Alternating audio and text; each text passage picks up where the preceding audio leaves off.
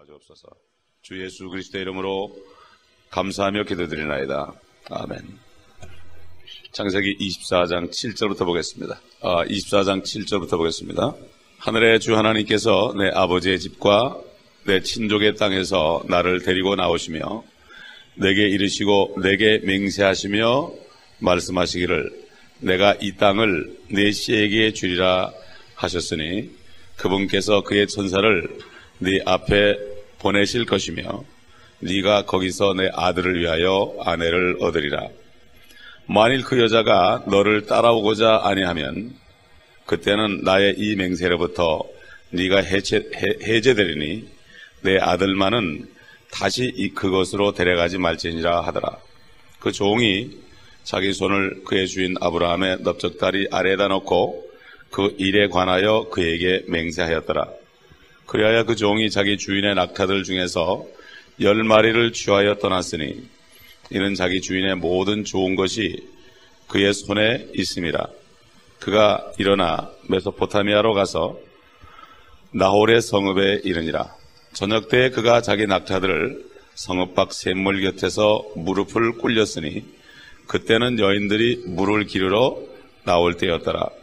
그가 말하기를 오 나의 주인 아브라함의 주 하나님이여 내가 주께 간구하오니 오늘 내게 좋은 일이 있게 하시어 내 주인 아브라함에게 친절을 베풀어 주소서.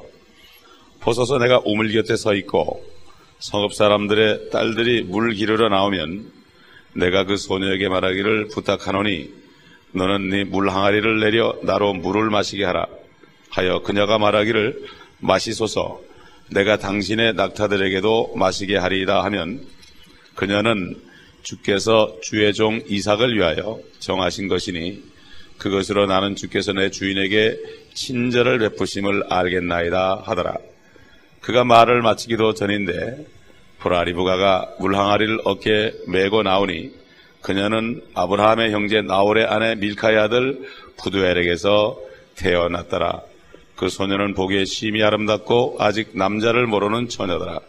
그녀가 우물에 내려가서 자기 물 항아리에 물을 채워서 올라오는데 그 종이 달려가 그녀를 만나서 말하기를 부탁하노니 네 물 항아리에서 물을 좀 마시게 하라 하니 그녀가 말하기를 내 주여 마시소서 하고 서둘러 자기 물 항아리를 손에 내려 그에게 마시게 하더라. 그녀가 그에게 물을 마시게 한 뒤 말하기를 당신의 낙타들을 위해서도 내가 물을 길어 물을 다 마시게 하리이다 하고 그녀가 서둘러서 자기 물 항아리를 구유에 붓고 다시 물을 기르러 우물로 달려가서 그의 모든 낙타들을 위하여 물을 깃더라. 여기까지 보겠습니다. 성령님이 이 땅에 오시면 죄에 대하여 의에 대하여 심판에 대하여 세상을 책망할 것이라고 주님이 말씀했습니다. 죄의 대회라면 저희들이 나를 믿지 아니하며 바로 예수 그리스도를 믿지 않는 것이 죄라는 것을 책망하고 그를 따를 것을 성령께서 책망하실 것이라고 그랬습니다. 그런데 성령님은 입이 없습니다. 성령님은 몸이 없습니다. 손도 발도 없습니다. 그렇기 때문에 믿는 자 속에 들어가셔서 믿는 자들을 통하여 입으로 세상을 책망하게 하시기를 원하는 겁니다. 주님께서 요한복음 15장 26절에 보게 되면 진리의 영이 오시면 그가 나에 대하여 증거할 것이요 너희도 처음부터 나와 함께 있었기 때문에 나를 증거할 것이라고 사도들에게 말했습니다. 바로 예수 그리스도를 믿는 사람들 안에 계시는 성령은 이 땅에 들어와서 우리에게 위로만 주는 것이 아니고 우리를 축복하는 것 그것만이 아니고 그렇게 함으로써 우리를 사용해서 예수 그리스도가 바로 하나님이시고 그분이 세상 죄를 위하여 십자가에 죽으셨다는 사실을 증거하라고 안에 계신다고 그랬습니다. 여기 엘리에셀은 아브라함의 참 아들에 못지않는 그러한 종이었습니다. 이삭이 태어날 때까지만 해도 아브라함은 엘리에셀이 내 상속자라고 이렇게 신임하는 종이었습니다. 하나님과 한 분이신 성령 하나님을 아버지께서 예수 그리스도의 이름으로 이 땅에 2000년 전에 보내셨습니다. 그것을 이름비라고 합니다. 추수를 하려면은 곡식을 추수하려면 파종할 때 이른비가 내려야 되고 또 추수하기 전에 늦은 비가 내려야 됩니다. 그 이른비는 바로 성령님이 이 땅에 오신 때가 오순절의 이른비고, 늦은 비는 주님이 이제 영광스럽게 이 땅에 재림하는 이때가 늦은 비입니다. 실제적으로 성경 보게 되면 주님이 재림하기 전에 엄청난 비가 쏟아진다고 성경에 말씀하고 있습니다. 그렇기 때문에 지금 늦은 비가 오시기 전에, 그렇기 때문에 이 서울 사람들은 비가 오신다고 그러지 비가 온다고 그러지 않습니다. 왜 그렇습니까? 하나님의 오심과 상관이 있기 때문에 그 사람들이 그것을 깨닫고 비가 오신다고 그런 겁니다. 그러니까 뭣도 모르고 서울 사람들은 비가 오시네 그러는 거예요. 비와 상관이 있습니다. 하나님의 오심은. 그렇기 때문에 심판 전에도 비가 옵니다. 심판할 때도 노왕수 때 비가 내렸습니다. 바로 비는 하나님으로서 때로는 위로할 자에게 내려줌으로 파종하는 자를 도와주고 추수하는 자를 도와주지만, 때로는 죄인들에게는 심판의 비로 나타나는 것을 볼 수가 있습니다. 엘리에셀은 이 땅에 이른비처럼 오셔가지고 많은 사람을 위로해서 오순절날 3,000명이 구원받는 역사가 일어난 것을 우리가 사도행전 2장을 통해서 볼 수가 있습니다. 그 이후로부터 이 성령님께서는 믿는 자 속에 들어가셔서 정말 아브라함의 넓적다리 밑에 손을 넣고 맹세한 것처럼 지금도 성령님은 그 충실한 종을 통하여, 엘리에셀 같은 종들을 통하여 지금도 일을 하고 계십니다. 내가 일을 하지 않으면 다른 사람을 통해 일을 한단 말입니다. 그렇기 때문에 하나님의 일은 정말 내가 뺏기지 않으려고 적극적으로 할 때 이것이 바로 하나님의 일입니다. 세상에 썩을 돈 버는 일은 정말 이 말을 들이대면서 내가 일도 안 놓치려고 그 극성들을 부리는데, 하나님의 일에는 별로 극성을 부리지 않습니다. 교회에 와서 쓰레기 하나 줍는 것도 엄청난 일입니다. 이게 다윗 왕은 전 세계를 호령하는 왕이었지만은 내가 밖에서 첫날보다도 하루 문지기로 하나님의 집에서 문지기로 있는 것이 좋다고 그랬습니다. 이 다윗은 이렇게 하나님에 대한 것을 깨달았기 때문에, 하나님의 마음을 헤아렸기 때문에 하나님께서 내 마음에 합한 자라고 그랬습니다. 저는 처음에 구원받았을 때 얼마나 하나님께 기도했는지 모릅니다. 나도 할 일을 달라고. 그때 처음 주신 것이 찬양인도입니다. 처음 주신 것이 주님을 찬양하는 그걸 맡아주는 누가 시켜줘야죠. 집사 때 목사님이 저보고 찬양인도 하라고 하더라고요. 집사 때.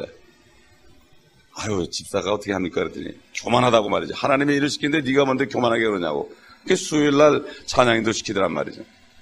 예? 이게 뭔가 하면 주님의 집에서 하는 일이 얼마나 귀하고 성령을 받은 사람들이 얼마나 귀한지 보면, 엘리에셀, 넓적다리라는 것은 사람의, 인간의 힘이 있는 곳입니다. 다리에 힘이 빠지면 모든 것이 힘이 빠집니다. 그렇기 때문에 이 리프트, 무거운 걸 드는 사람들도 이 팔 힘으로 드는 게 아닙니다. 팔은 들어 올리면은 그 다음에 다리 힘으로 지탱하는 겁니다. 그러면 말도 다리 힘이 좋기 때문에 전쟁터에 나가서 용맹하게 뛰어다니는 겁니다. 그렇기 때문에 하나님 같은 그 아브라함의 넓적다리 밑에 손을 놓고 맹세했다는 것은, 이거는 내가 이 일을 하지 않으면 나는 죽은 자와 마찬가지다, 이렇게 맹세한 것을 얘기합니다. 예수 그리스도를 영접한 사람, 그리고 성령을 받은 사람은 이미 그때 하나님께 맹세한 사람들입니다. 이걸 하지 않으면 되겠어요. 여기 만약에 엘리에셀이 낙타 10마리를 가장 좋은 곳을 받았는데 이거를 타고 엉뚱한 데 갔다면 어떻게 되겠습니까? 이걸 타고도 돈 벌러 갔다면 어떻게 되겠습니까? 그러나 그럼 곧장 갔습니다. 여기 아브라함이 뭐라 하는가 하면은, 그분께서 그의 천사를 우리 앞에 보내실 것이다. 우리가 복음을 전할 때 어떻게 기도합니까? 천사를 보내셔서 영혼들을 예배해달라고 그러죠. 그러니까 우리가 사람들을 만나서 만나는 사람마다 주님을 영접하는 거예요. 이거를 알지 못하고 무지하고 영적으로 눈이 먼 사람은 천사가 어디 보이냐고, 보이기는. 에? 여기 천사가 나타났습니까? 미리 가서 다 작업을 해놓은 거죠. 미리 작업을 해놓은 겁니다. 그렇기 때문에 우리가 멕시코를 가가지고 기도하고 나가면은 그저 100명, 200명이 그냥 왜 끌려오는가 하면 천사를 보내서 이미 예비했기 때문에 그런 거예요. 근데 사람들은 너무 쉽게 영접하니까 이거 가짜 아니야 그런다고. 에? 오늘 장로님 부인이 갔다가 첫 번 갔다가 그런 얘기를 해가지고 혼인한 적이 있어요. 에? 이게 사람들이 하나님이 쉽게 해줘도 문제고 어렵게 해줘도 문제고, 어려우면 어렵다고 불평하고 쉬우면 또 쉽다고 또 불평하고, 이게 우리 인생들이 이렇게 죄인들입니다. 그렇기 때문에 우리가 이렇게 전도할 때 천사들을 앞에 보내신다는 걸 절대 잊어버리면 안 됩니다. 전도라는 것은 바로 이삭, 이삭은 예수 그리스도의 모형이고 리브가는 구원받는 사람의 모형이기 때문에 리브가를 구하러 가는 하나님의 종들은, 전도자들은 기도하면은 분명히 만나게 되어 있습니다. 그래가지고 보니까 우물가에 그 낙타의 무릎을 꿇렸습니다. 무릎을 꿇렸다는 것은 이제 가던 길을 쉬게 되면은 낙타들의 무릎을 꿇고 쉽니다. 그러면 무릎을 꿇으면 거기서 사람들이 내려옵니다. 서 있을 땐 내려올 수 없어요. 너무 높아가지고. 무릎을 꿇리고 거기서 내렸습니다. 이 보면은 샘물가가 상당히 구원받는 역사가 있는 장소와 참 인연이 많습니다. 예수님이 사마리아에 갔을 때도 수가성 여인을 만나기 위해서 이미 천사를 보내서 그를 보내주라고 했기 때문에 만나기 위해서 주님이 신이 종이 되셔서, 엘리에셀 같은 성령이 오시기 전에도 주님이 친히 종이 되셔서 거기에서 샘물에서 기다렸습니다. 그래서 그 우물가 여인하고 대화하다가 결국 그 여인을 구원한 것을 봅니다. 그리고 하가리가 아브라함으로부터 쫓겨나서 이스마엘과 함께 사막의 광야에서 유리방황하다가 목이 말라서 아들이 이제 죽게 되었을 때 그 아들 죽는 꼴을 안 보려고 한 100m 정도 떨어져 가지고 하나님께 막 부르짖어 기도할 때 눈을 열어줄 때 바로 거기 샘물이 있었습니다. 여인과 샘물이 관계가 있습니다. 구원받는 역사와 샘물이 관계가 있다. 성령을 받게 되면 영원히 솟아나는 샘물이 된다. 우리 주님이 이렇게 말씀했습니다. 그렇기 때문에 항상 주님께서는 우리가 가는 곳마다, 성령께서 우리를 인도하시는 곳으로 가는 곳마다 생수를 먹을 여인들, 결국 예수 그리스도의 신부가 될 사람들이 우리를 만나러 온다 이겁니다. 저는 옛날 사업을 할 때도 아침에 꼭 무릎 꿇고 사무실에서 기도했습니다. 주님, 오늘도 구원받을 자를 만나게 해 주옵소서. 저는 장사하려고 해본 적이 없어요. 구원받을 자를 만나게 해 주옵소서. 어떨 때는 오면은 뉴욕서 오는 사람이 있어요. 제가 먼저 상담을 합니다. 구원 못 받았어요. 쭉 자기 얘기를 합니다. 고생한 얘기를 합니다. 당신 오늘 구원받으라고 보내줬습니다. 그래가지고 이 사람이 뉴욕서 뭐가 안 되니까 LA 와가지고 장사하려고 부동산을 했는데 하나 열면은 될 만하면 깨지고 안 되다가 결국은 나한테 찾아온 거예요. 당신 여기 온 것은 바로 나를 만나서, 내가 기도했기 때문에 나를 만나서 구원받으러 온 거라고. 그랬더니 이 사람이 고맙다고 주님을 영접하고 바로 뉴욕으로 달려갔습니다. 내가 여기 있을 곳이 아닙니다. 가가지고 사흘을 금식하고 나한테 전화 왔더라고요. 이렇게 매일처럼 기도하면요 붙여줍니다. 그냥 나가니까 아무도 못 만나는 거예요. 저와 여러분이 하루하루를 이렇게 기도하고 나가서 한 사람만 만나면 어떻게 되겠습니까? 문제는 주님의 일에 관심이 없는 거예요. 우리가 기도하게 되면은, 여기 기도를 구체적으로 했습니다. 여기 엘리에셀은 그냥 적당히 기도한 게 아니에요. 구체적으로 기도했습니다. 여기 뭐라고 그랬습니까? 그가 말하기를 12절에 오 나의 주인 아브라함의 주 하나님이여, 내가 주께 간구하오니 오늘 내게 좋은 일 있게 하시어. 보통 좋은 일은 돈 버는 일이죠. 그런데 이 엘리에셀은 그게 아닙니다. 신부감을 만나게 해달라는 거죠. 좋은 일 있게 하시어 내 주인 아브라함에게 친절을 베풀어 주소서. 보소서 내가 우물 곁에 서 있고 성읍 사람들의 딸들이 물기로 나오면 내가 그 소녀에게 말하기를 부탁하노니 너는 내 물 항아리를 내려 나로 물을 마시게 하라 하여 그녀가 말하기를 마시소서 내가 당신의 낙타들에게도 마시게 하리다 하면 그녀는 주께서 주의 종 이삭을 위하여 정하신 것이니 그것으로 나는 주께서 내 주인에게 친절을 베푸시면 알겠나이다 하더라. 참 성령님께서는 얼마나 점잖으신지 몰라요. 무조건 만나는 사람마다 예수 믿어요? 예수 믿어요? 그러지 말고 기도를 하라 이거죠. 내가 이런 말을 할 때 저런 대답을 하면 내가 그 사람인 줄 알고 얘기하겠습니다. 무조건 죄 있습니까? 그러지 말고 친절하게 내가 이렇게 말할 때 오늘 참 하나님의 축복을 받으셨으면 좋겠습니다. 이렇게 얘기할 때 그 사람이 그래야죠. 그러면 내가 복음을 전하겠습니다. 이런 식으로 한다면 하나님이 왜 응답 안 하겠습니까? 좋은 일이 무엇인가 나에게 먼저 하나님께 좋은 일이 있게 해달라고, 아브라함에게 좋은 일이 있게 해달라고, 아브라함의 하나님에게 좋은 일이 있게 해달라고. 하나님의 좋은 일이 뭡니까? 독생자를 아끼지 않고 이 땅에 종처럼 보내가지고 처참하게 피투성이가 돼가지고 죽게 하신 그 아버지의 마음을 시원케 하는 것은 그 아들을 믿고 모든 사람들이 하나님께로 다시 돌아오는 것. 인간이 죄 짓기 전의 상태로 모든 사람이 100% 하나님께 돌아오는 것. 디모데전서 2장 4절에 보면은 하나님은 모든 사람이 구원을 받고 진리의 지식에 이르기를 원하느니라. 하나님의 마음은 그거거든요. 하나님에게 좀 친절을 베풀어주고 하나님에게 좋은 일이 생길 수 있도록 이렇게 한다면 그 다음에 좋은 일은 나에게 그냥 생기는 거죠. 썩어질 물질을 왜 먼저 기도하기 전에 아침에 일어나서 여기서 기도하고 또 직장에 가서도 내가 기도할 때 그런 기도를 한다면 하나님이 좋은 사람을 왜 안 붙여주겠습니까? 그저 나에게 좋은 일만 나오길 바라기 때문에 이게 문제가 되는 겁니다. 저는 사실 어떨 때는 하나님 앞에 원망하는 기도를 해요. 왜 나를 목사를 만들었습니까? 내가 평신도 때는 매일같이 전도하고 매일 사람들을 만나고 아침마다 50명, 60명, 70명을 예배를 드리고 설교를 하고 매일 일을 시작했는데 사람들이 전부 예배에 참석했어요. 아침 9시에. 그때는 반주자도 있었다고, 피아노 반주자도. 아니 목사가 되니까 반주자도 없고 말이지요. 왜 나를 목사 만들어가지고 이렇게 고생을 시키시냐고 말이지. 내가 이런 기도를 할 때가 있습니다. 오히려 집사 때는 더 많은 일을 하고 집회도 다니고 한국으로 다니고 제주도 다니고 집회를 다니면서 주님을 증거하고 정말 내가 돈을 벌어가면서 남을 도와주면서 이렇게 마음껏 복음을 전했는데 그런 마음이 들 때가 있어요.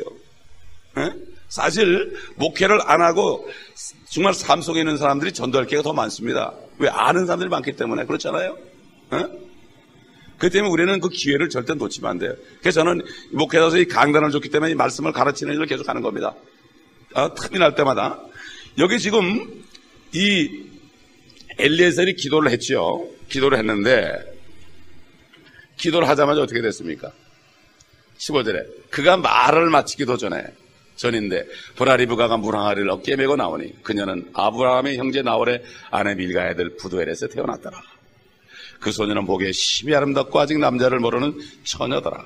그녀가 우물에 내려가서 자기 물 항아리에 물을 채워서 올라오는데 그 종이 달려가 그녀를 만나 말하기를 달려갔습니다. 여기 부탁하노니 네 물 항아리에서 물을 좀 마시게 하라 하니 그녀가 말하기를 내 주여 마시소서 하고 서둘러 자기 물 항아리를 손에 내려 그에게 마시게 하더라. 그녀가 그에게 물을 마시게 한 뒤 말하기를 당신의 낙타들을 위해서도 내가 물을 길어 물을 다 마시게 하리이다 하고 그녀가 서둘러서 자기 물 항아리를 구이에 붓고 다시 물을 길이러 우물로 걸어가서가 아니라 달려가서 그의 모든 낙타들을 위한 물을 깃더라.